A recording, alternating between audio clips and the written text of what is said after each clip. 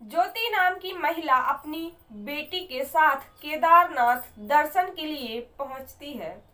अपनी बेटी का हाथ अपने हाथ में पकड़े हुए और केदारनाथ की चढ़ाई चढ़ रही है। मंदिर पास में ही है, आने ही वाला है। तभी ज्योति की नजर एक 8 से 9 साल के बच्चे की तरफ पड़ती है, जो कि वहां पर फूल मालाएं बेच रहा था। वो बच्चा ज्योति की तरफ घूर घूर कर देख रहा था। ज्योति मन ही मन सोचती है कि ये बच्चा मुझे इतनी घूर घूर के क्यों देख रहा है, क्योंकि ना तो इस बच्चे को मैंने कभी देखा है और ना ही मैं इस बच्चे से कभी मिली हूँ। जैसे ही ज्योति अपनी बेटी के साथ उस बच्चे के करीब पहुंचती है, बच्चा खड़ा होकर कहता है कि ज्योति, इतनी देर लगा दी आने में, मैं तुम्हारा कब से इंतजार कर रहा था। मेरी बेटी कैसी है और तुम कैसी हो, ठीक हो ना। ये बात सुनकर ज्योति हैरान हो जाती है और बच्चे से कहती है कि बेटा, तुम ऐसी बातें क्यों कर रहे हो।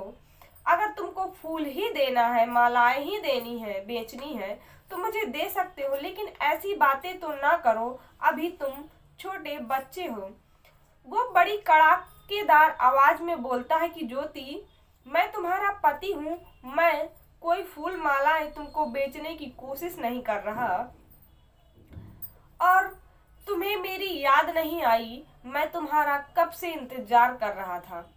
दोस्तों, ये कहानी क्या है, ये घटना क्या है, ये सच्ची घटना जानने के लिए आप हमारे साथ बने रहिए। आखिर वो छोटा सा बच्चा ज्योति को अपनी पत्नी क्यों बता रहा था और अपनी बेटी के बारे में क्यों पूछ रहा था, इसे जानने और समझने के लिए आप हमारे साथ बने रहिए। तो नमस्कार, सत श्री अकाल, आदाब, मैं रागनी आप सभी का स्वागत करती हूँ। जो भी भाई बहन हमारे चैनल पर नए आए हैं, उनसे रिक्वेस्ट है कि चैनल को सब्सक्राइब कर लें। कहानी अगर अच्छी लगती है तो लाइक जरूर कर दें और उन भाइयों और बहनों का सहे दिल से धन्यवाद है जो हमारी कहानियों को सुनते हैं और अपना कीमती समय हमें देते हैं, क्योंकि आपके सपोर्ट के बिना कुछ मुमकिन है ही नहीं। तो उनके लिए हमारा सहे दिल से धन्यवाद है। तो चलिए बढ़ते हैं हम अपनी सच्ची कहानी की तरफ कि क्या है ये पूरी सच्ची कहानी।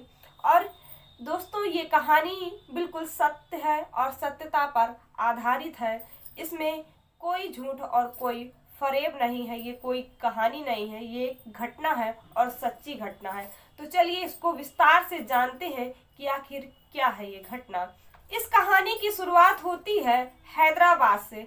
हैदराबाद में एक परिवार, जिस परिवार के मुखिया का नाम विनय होता है और उसकी पत्नी का नाम ज्योति, और उनकी एक बेटी है जिसका नाम संध्या। उसकी उम्र 13 साल है। विनय की माँ है, विनय के पिता हैं। ये परिवार बेहद खुशहाल परिवार है। विनय अपने माँ बाप से बेहद प्यार करता है।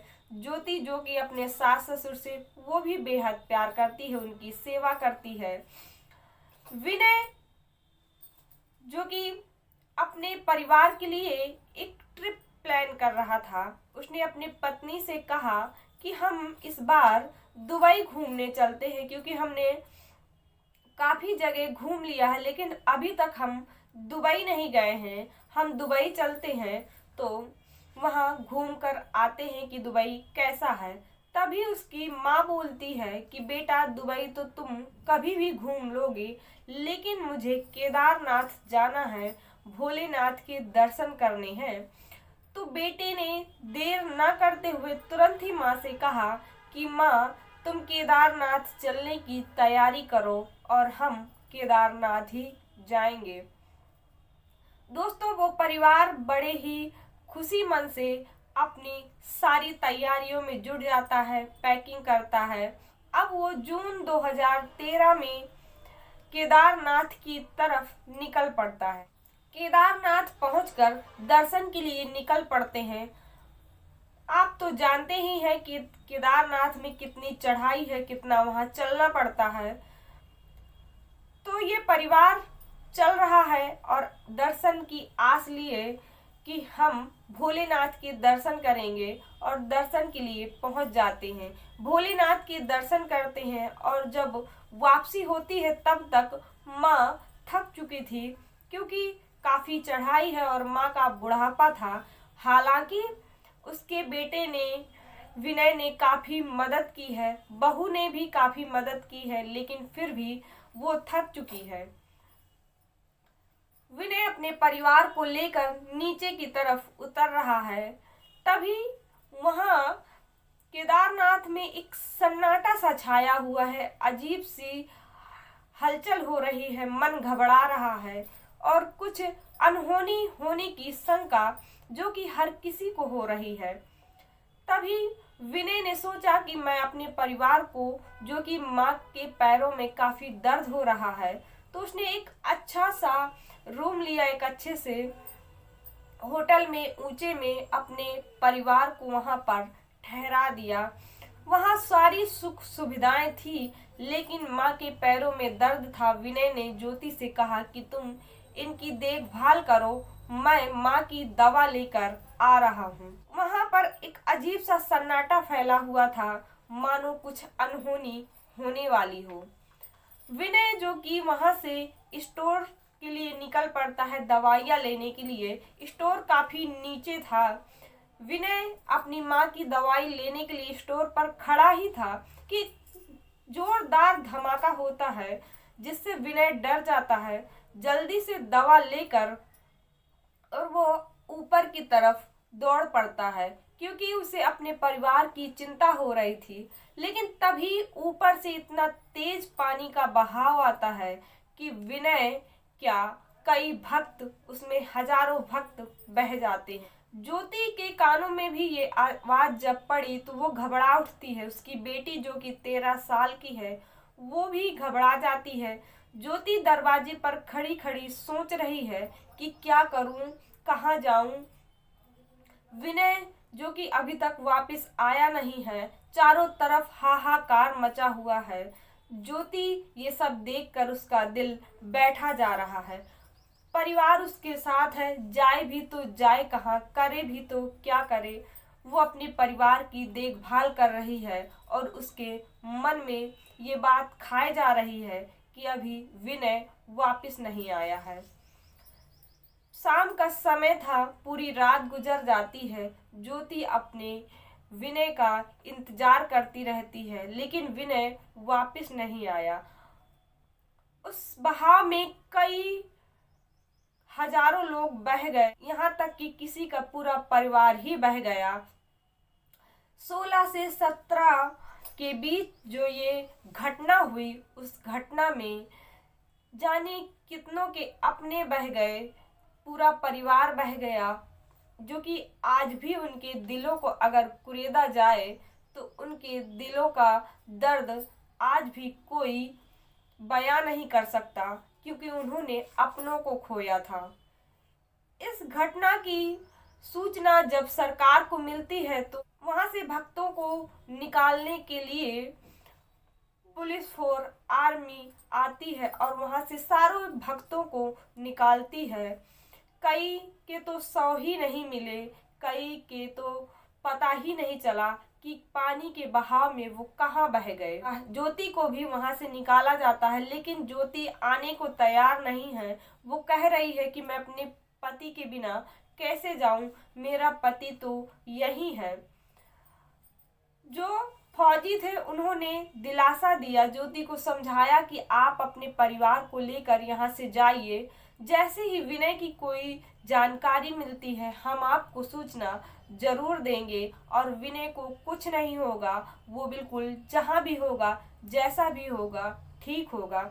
इस उम्मीद के साथ ज्योति अपने परिवार को लेकर हैदराबाद आ जाती है। लेकिन कई दिन गुजर गए, ज्योति रोती है, बिलखती है, अपने पति का इंतजार कर रही है और 16 दिन के बाद ये खबर आई कि विनय इस दुनिया में नहीं है। ज्योति के दुख का तो कोई ठिकाना ही नहीं था। हम उसके दुख को तो बयां ही नहीं कर सकते क्योंकि उसने अपने पति को खोया था। हम ज्योति का दुख क्या, किसी के भी दुख के जो पल हैं जो उन्होंने महसूस किया है वो हम शब्दों में बयां नहीं कर सकते, क्योंकि दर्द उसी को होता है जिसको चोट लगती है। और ज्योति को और ऐसे कई हजारों लोगों ने अपनों को खोया था और उनका दर्द इतना भयानक था, आज भी उनके दिलों में ये दर्द उमड़ रहा होगा। ज्योति रोती है, बिलखती है, लेकिन विधि का विधान मानकर अपनी बेटी के साथ वो आगे जिंदगी जीती है, क्योंकि उसका परिवार था, उसके सास ससुर थे, उसकी एक बेटी थी ज्योति, जो कि विनय की जगह लेती है और अपनी बेटी का अच्छे से पालन पोषण करती है, अपने परिवार को पूरी हिम्मत और पूरी शिद्दत के साथ उनकी सेवा में जुट जाती है। धीरे धीरे समय गुजरता रहा। ज्योति की बेटी अब बड़ी हो चुकी थी, वो कॉलेज में पढ़ रही थी, तभी उसके दोस्तों ने केदारनाथ जाने का प्लान बनाया और संध्या ने भी दोस्तों से केदारनाथ जाने की हामी भर दी। उसने अब अपनी माँ से बात करने की सोची, अपनी माँ से कहा कि माँ, मुझे केदारनाथ जाना है, भोलेनाथ के दर्शन करने हैं, मेरे सारे दोस्त वहां पर जा रहे हैं। ये बात सुनकर ज्योति घबरा गई और उसने अपनी बेटी को गले से लगाते हुए कहा कि बेटा, क्या तुम भूल गई कि जब हम केदारनाथ गए थे तो हमारे साथ क्या हुआ? हमारी सारी दुनिया ही उजड़ गई। अब मैं तुमको केदारनाथ जाने नहीं दे सकती।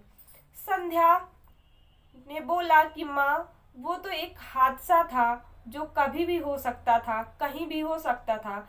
इस बात से हम भगवान से मुंह थोड़ी ही मोड़ सकते हैं। भगवान तो सबकी रक्षा करते हैं और भगवान का शायद यही लेखा था। संध्या, जो कि काफी समझदार हो गई थी, उसने काफी समझदारी की बात अपनी माँ से कही। माँ ने भी बेटी के आगे घुटने टेक दिए और बेटी से कहा कि ठीक है, केदारनाथ तो तुम जाओगी, लेकिन मेरी एक शर्त है कि मैं भी तुम्हारे साथ केदारनाथ चलूंगी।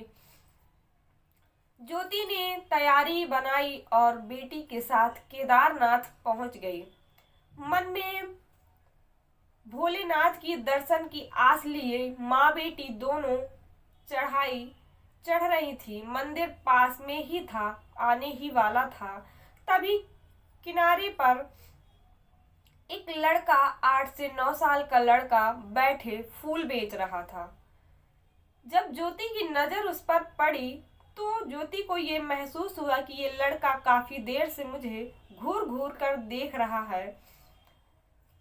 जैसे ही अपनी बेटी के साथ ज्योति उस लड़के के करीब पहुंची, लड़के ने कहा, ज्योति, तुम कैसी हो और मेरी बेटी कहाँ है? मेरी बेटी कैसी है और कितने दिनों बाद आई हो तुम? मैंने तुम्हारा कितना इंतजार किया, लेकिन अभी भी तुम आ गई हो तो भी ठीक है। तो ज्योति ने जब इन बातों को सुना तो ज्योति हैरान हो गई। उसके पैरों तले जमीन खिसक गई कि आखिर ये 8 से 9 साल का बच्चा कह क्या रहा है। ज्योति उसके पास बैठ जाती है और कहती है कि बेटे, तुम अभी छोटे हो और इतनी बड़ी बड़ी बातें क्यों कर रहे हो? क्या तुम मुझको जानते हो? तो उस लड़के ने कहा कि ज्योति, मैं तुमको कैसे भूल सकता हूँ? क्या तुम मुझको भूल गई? मैं तुम्हारा विनय हूँ, तुम मेरी पत्नी हो। ज्योति ने कहा कि तुम ऐसी बातें क्यों कर रहे हो? अगर तुम्हें अपने फूल ही बेचने हैं तो मुझे फूल दे दो, लेकिन ऐसी बातें तो ना करो। तुम्हारी माँ कहाँ है? तो उसने बताया कि मेरी माँ 2 साल पहले गुजर गई है और मैं अकेला हूँ। तो ज्योति ने कहा कि तुम अपना गुजारा कैसे करते हो? लड़के ने बताया कि मैं यहाँ फूल बेचता हूँ और जो भी फूल बेचकर पैसे मिलते हैं उससे मैं अपना गुजारा कर लेता हूँ, क्योंकि यहाँ पढ़ाई लिखाई का कोई साधन ही नहीं है। मैं पढ़ता लिखता नहीं हूँ, जो खाने पीने का होता है वो इस फूल बेचकर मेरा गुजारा चल जाता है। और अभी तक तो मैं तुम्हारा इंतजार कर रहा था।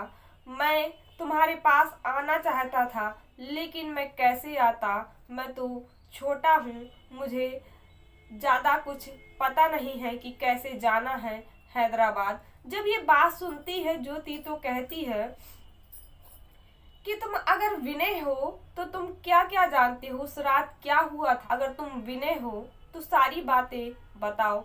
उस लड़की ने उस शाम क्या हुआ था, उसने सारी बातें बताई कि कैसे मैंने तुम लोगों को अच्छे होटल में ठहराया और मैं माँ की दवाई लेने नीचे स्टोर में गया और पानी की बहाव में मैं बह गया। ज्योति इन बातों को सुनकर हैरान थी कि आखिर ये क्या हो रहा है, ये बच्चा सारा कुछ कैसे जानता है मेरे बारे में।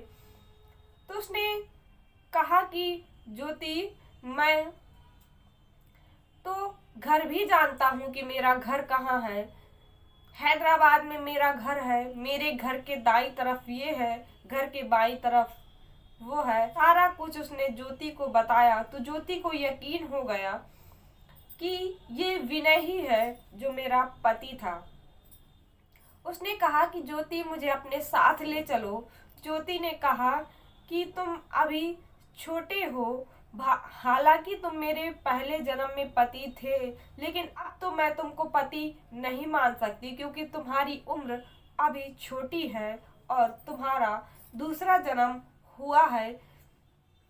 शायद यही भोलेनाथ की मंजूरी है, यही भोलेनाथ की कृपा है और भोलेनाथ यही चाहते हैं, तो तुम मेरे साथ चलो।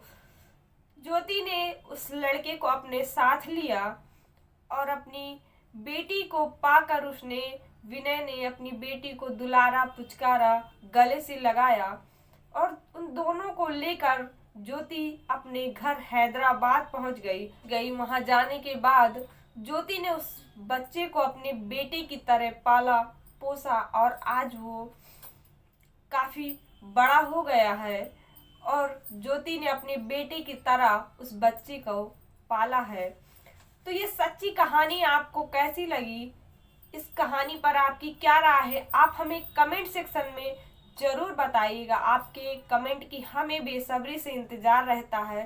तो आज की कहानी में बस इतना ही। मिलते हैं एक नई कहानी में एक नई जानकारी के साथ। तब तक के लिए जय हिंद।